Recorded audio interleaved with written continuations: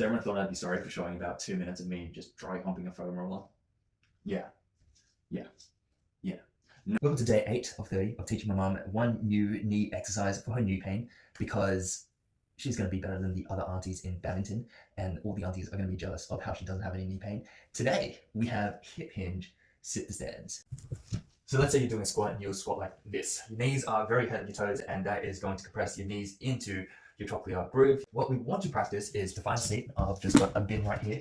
You want to practice some sort of hip hinge sit to stand. So bending at the hips instead of pushing our knees out. Instead, we're going to bend out the hips and we're going to slowly lever our glutes down into the seat. Now notice, when you do the sit to stand, you are coming down like so. Your knees don't push past the level of your toes. So if there was a straight line coming from your toes up to the sky, your knees are right before that. You can see the knees going down the shaft of your ankles, and you're just sitting down. So leaning all forward until your nipples, your collarbones are over your knees. And from there, you're going to keep on leaning forward until you're going to tip over. And from there, you're going to push up, hamstrings, glutes, up into standing position without toggling any knee pain. And if you're getting knee pain or something like this, you can always find something that's much higher. So coming down onto the edge of my bed, sitting down nice and erect, you're going to tip forward, hip flexion, and then from there, engage hamstrings, glutes, and you're bypassing your knees to stand up. And then after, you can progress that by going onto something even lower, which is something like a small bin. So instead of just standing up and sitting back down, which is going to incur a lot of knee articular pressure, we are going to reduce that by putting and shifting that articular pressure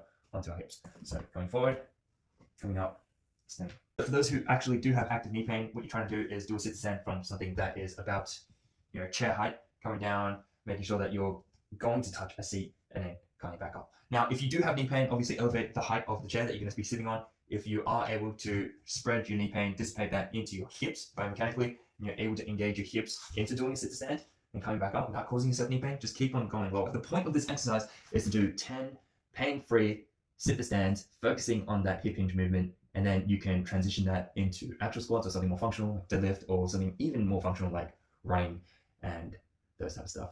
Try it. One set of 10, just focus on the hip hinge movement. Don't overload your knees by going and pressing your kneecap into your trochlear groove. See you next time.